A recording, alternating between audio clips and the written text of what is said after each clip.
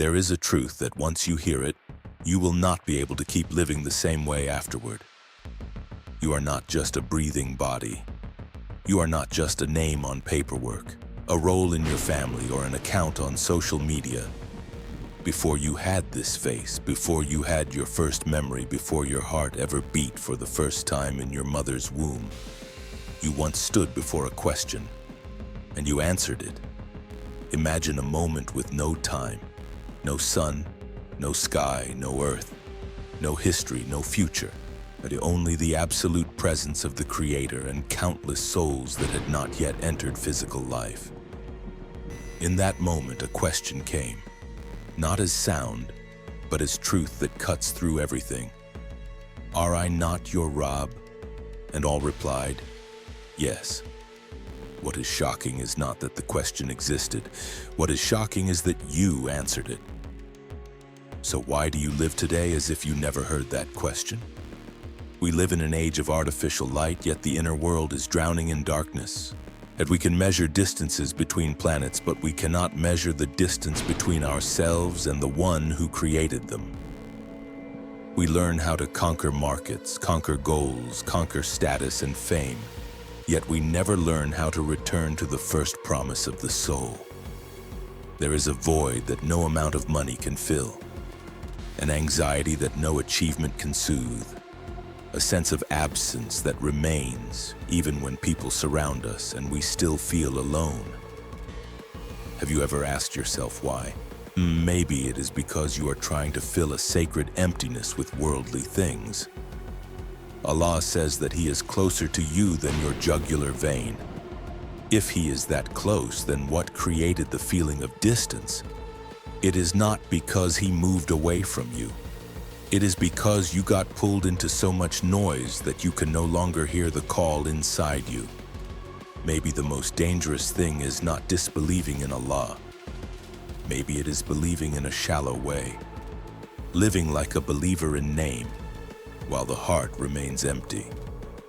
Praying with the lips but feeling nothing inside, reciting sacred words without realizing they are speaking directly to you. You did not stumble onto this video by accident. Some moments in life are not random, they are awakenings. Welcome to Prophetic History Explained, where we do not just retell sacred stories, but go deeper into meanings that have been forgotten inside the soul itself. If you are ready to step into this journey, subscribe to walk with us and support us so we have the motivation to keep bringing you even deeper content. Because what you are about to hear may change how you see your entire life. People today live fast, think fast, decide fast, but they rarely stop to ask, who do I belong to? What am I serving? And when everything I am building collapses, what will remain? We spend hours taking care of the body, but how long has it been since you took care of the soul? How long has it been since you truly sat still? You shut off the noise and asked yourself, where am I going? A silent tragedy is unfolding. Not war, not economic collapse, but forgetting. Forgetting where you came from, forgetting the covenant, forgetting that you once testified about the Creator. When people forget who they belong to, they start searching for identity in everything else, in career, in relationships, in reputation. But all of it is fragile. One crisis, one diagnosis, one accident, one shock, and everything can vanish. But there is one thing that never vanishes. The truth that you were created with a purpose. That purpose is not just to live, make money, have children, and die. That purpose is to recognize, to return to the first question your soul once answered. To move from forgetting into remembering. The problem is not that Allah hides from people. The problem is that people are so busy they no longer recognize Him. And the scariest thing is not death. And the scariest thing is living an entire life without ever truly knowing the one who gave you life. If you feel something inside you stirring as you hear these words, maybe it is not a passing emotion. Maybe it is memory waking up. Our journey does not begin with cosmic numbers or philosophical debates. It begins with a deeply personal question. Do I still remember that I once said yes to Allah? And if your answer is not sure, then stay. Because what comes next will not only be about the universe out there, it will be about the universe inside you. There is a memory that does not live in your brain, but it lives deep in your soul. You cannot remember it with your mind because it happened before you even had a brain. You cannot access it through images or sound because it does not belong to the physical world. But sometimes, in very specific moments, when you hear an ayah from the Quran, when you look at the night sky, when you face death, or when your heart breaks, a strange familiar feeling appears, as if you have known this for a very long time. Surah Al-Araf, ayah 172 tells of an event that is not part of human history, but part of the history of the soul. When Allah brought forth from the children of Adam all of their descendants and made them testify about themselves, He asked, "Are I not your Rabb?" And all replied, "Yes, we testify." This is not a simple symbolic image, and it is a truth that shapes the entire existence of the human being. It means the root of faith does not begin with education, does not begin with family, does not begin with society. It begins with a testimony carved into the original nature of every soul. So when someone says, "I do not know whether Allah exists," the issue is not that they never knew. The issue is that they forgot.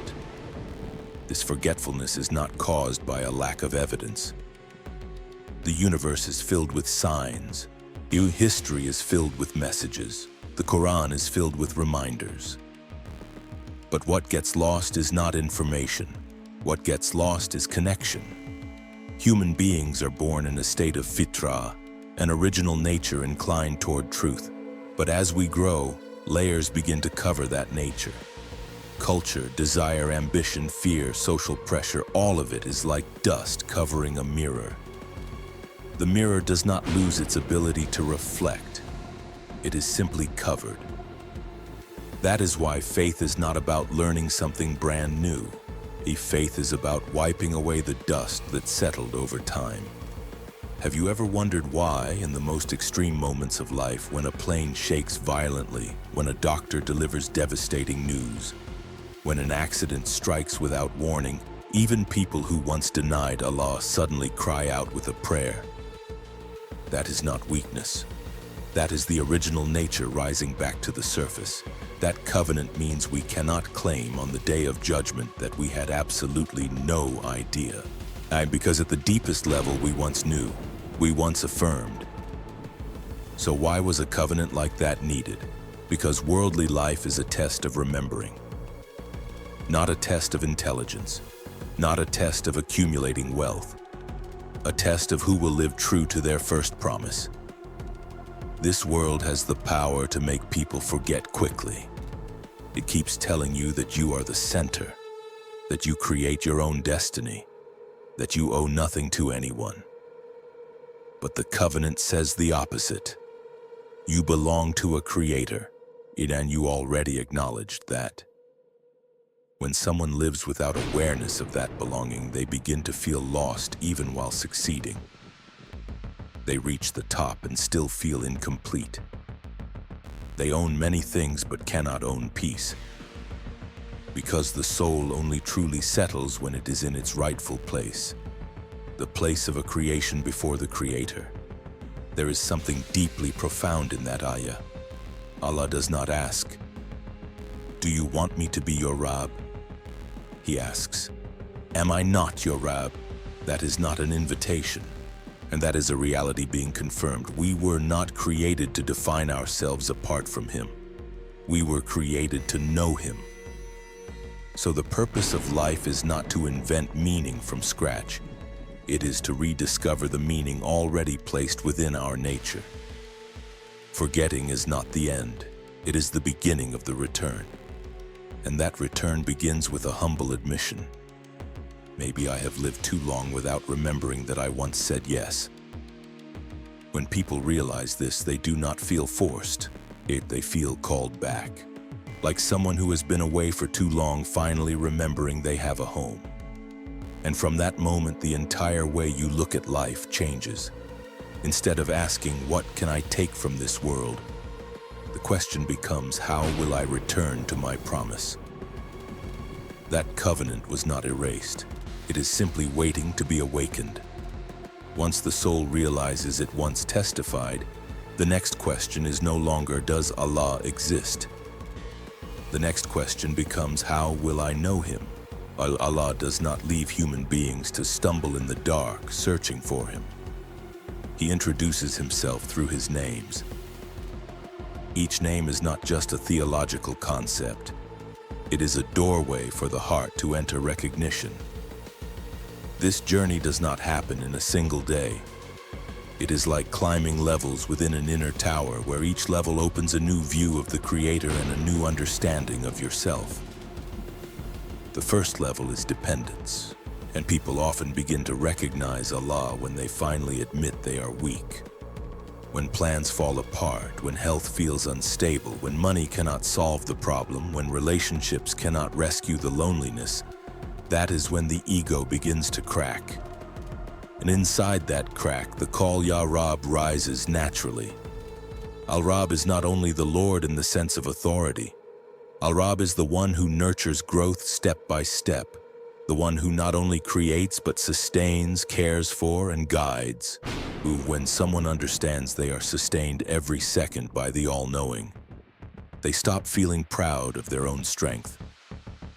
They begin to feel gratitude for the smallest things: breath, heartbeat, a peaceful day. From that dependence, the heart moves to the second level, balance between love and reverent fear.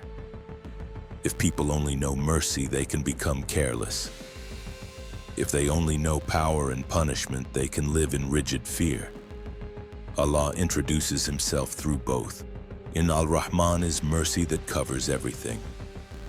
Believers and non-believers alike receive sunlight, air, water, and the chance to live.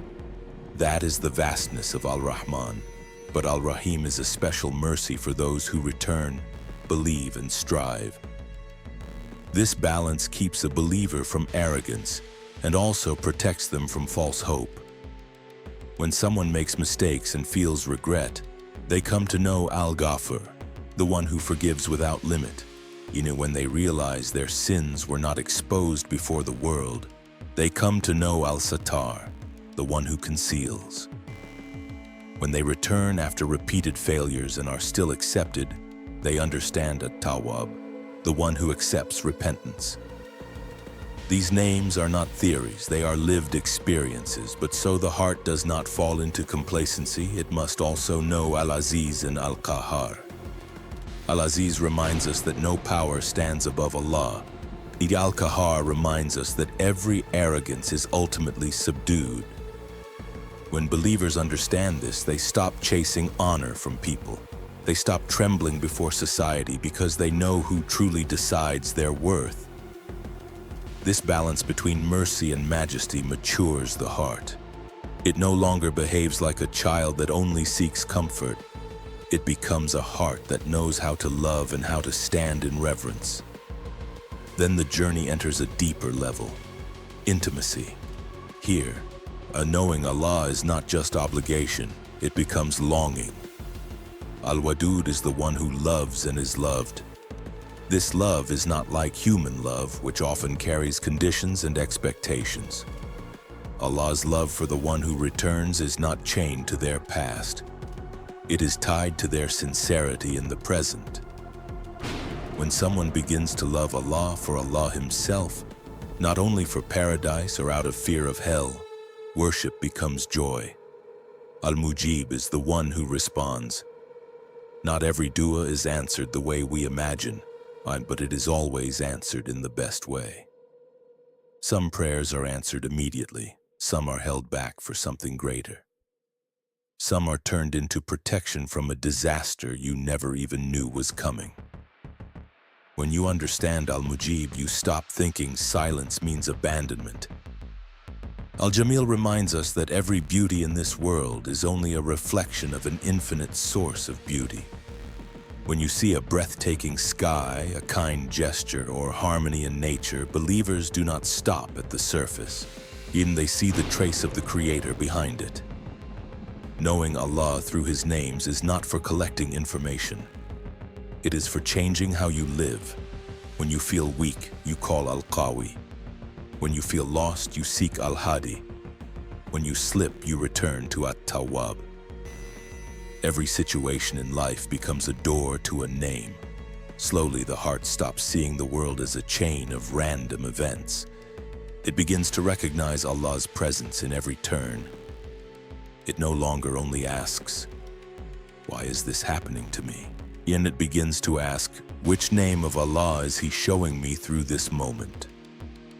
As the journey continues, faith stops being a label. It becomes a living relationship, not built only on fear or hope, but built on deep recognition that every step you take happens under the care of the all-knowing, the all-powerful, and the most merciful. Once the heart begins to recognize Allah through His names, it can no longer look at the universe the same way. The sky is no longer just empty space, and the stars are no longer meaningless dots of light. All of space becomes a silent but powerful testimony to the power and precision of the Creator. Pause and imagine this. The Milky Way galaxy where we live contains hundreds of billions of stars. Our sun is just one of them. The Earth, which we often treat like the center of everything, is really a tiny speck orbiting an ordinary star in an ordinary galaxy among countless galaxies, and all of it is in constant motion. In what is staggering is not only the size of the universe, but its order. The Earth spins at just the right rate to create a balanced cycle of day and night. It travels around the sun at a distance precise enough for liquid water to exist. The tilt of its axis gives us seasons that sustain ecosystems. If that distance changed even slightly, life could not survive. If the atmosphere were thinner, radiation would burn everything. If it were thicker, temperature balance would collapse. And the Quran says the sun and the moon move by precise calculation. That word is not poetic decoration. It is a declaration that the universe runs under laws that were set. No orbit drifts outside its path.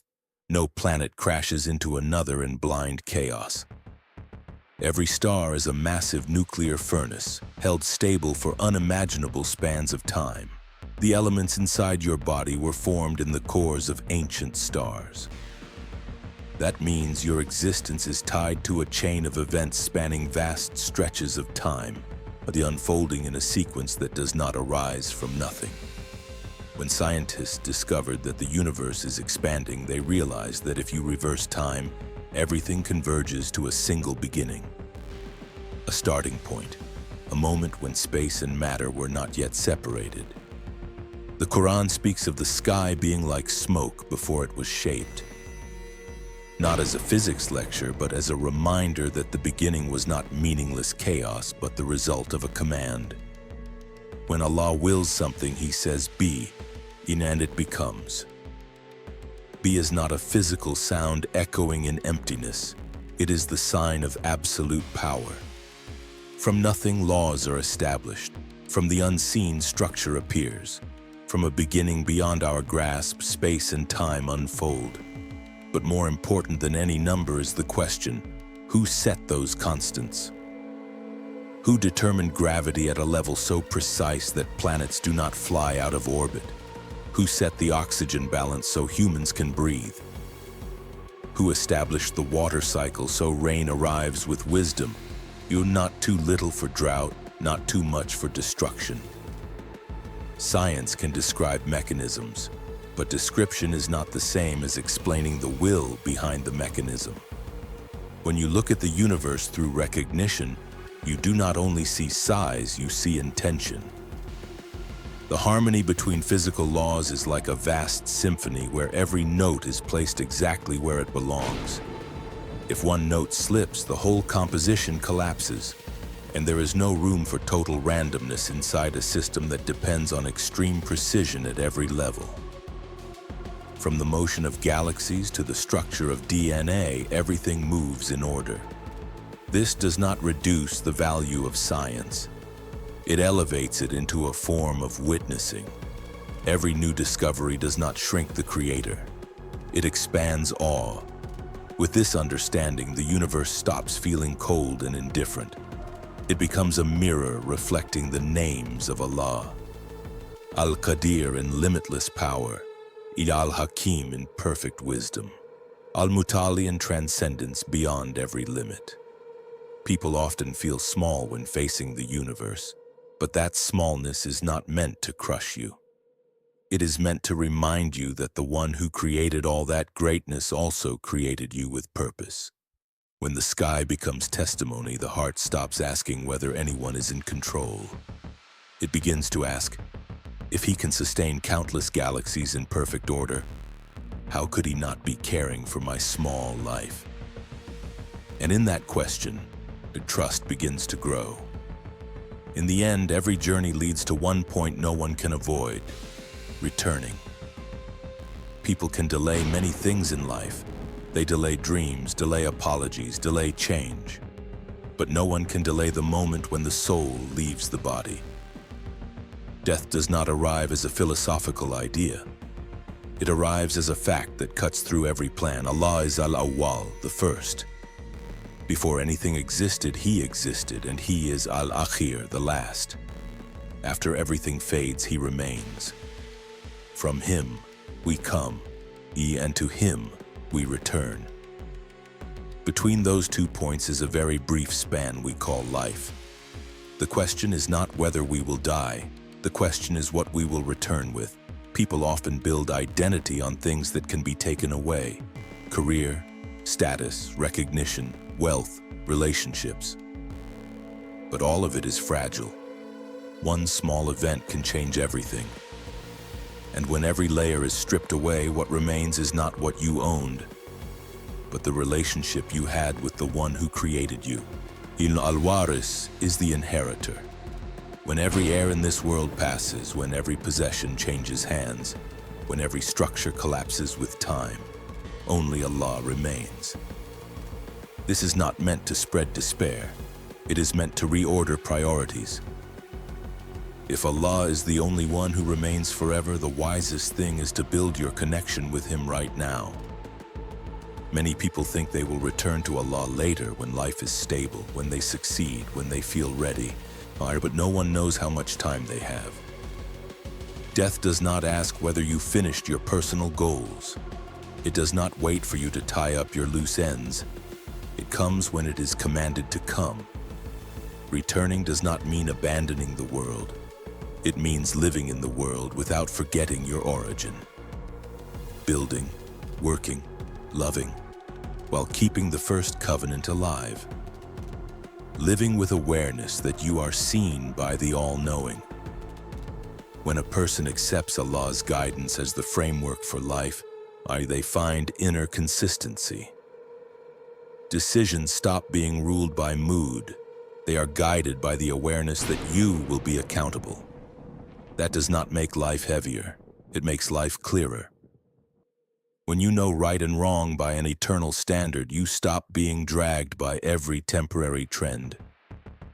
True success is not about how long people remember you. True success is that Allah remembers you. When Allah says, "Remember me and I will remember you," it is not a metaphor, it is a promise. And being remembered by the Creator of the universe is worth more than any fame on earth. Here is a truth most people avoid. We often live as if we are immortal. We plan for years ahead, but we do not plan for the final moment. We prepare for careers, but we do not prepare for the meeting with our Rabb. Returning is not a single act at the end of life. It is a process you live every day. Each time you leave a wrong thing behind, that is a step back. Each time you restrain the ego to do what is right, that is a step back. Each time you remember Allah in the middle of a busy day, that is a step back. Allah does not demand perfection overnight. He demands honesty and effort. When someone turns back even one step, Allah opens doors beyond what they expected. When someone admits a wrong, he conceals and forgives. When someone seeks closeness, he comes to them in a way that befits his majesty. In the end, everything goes quiet. The noise of the world fades.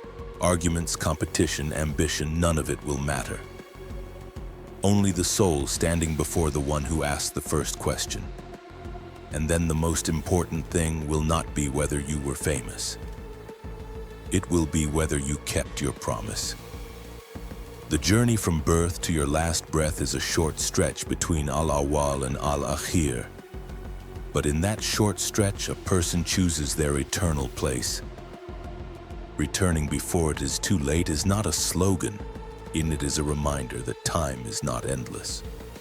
And the greatest opportunity of human life is not gaining the world, but returning to your Rabb in peace. The deepest lesson here is this: build your relationship with Allah before you build anything else. Know Him through His names while you are still strong, so when trials come, you do not collapse.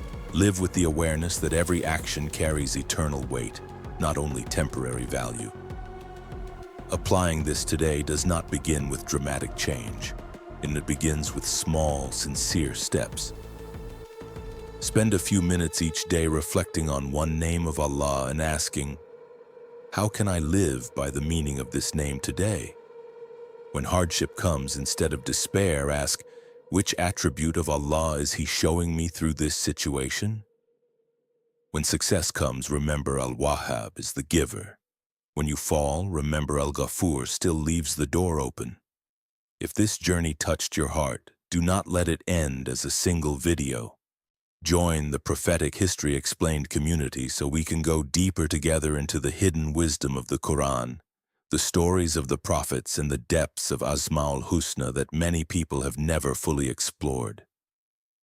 And subscribe to support us so we can keep producing content that is more valuable, more profound, and more transformative in the videos ahead. Because the journey of knowing Allah is not a one-time journey. It is the journey of a lifetime.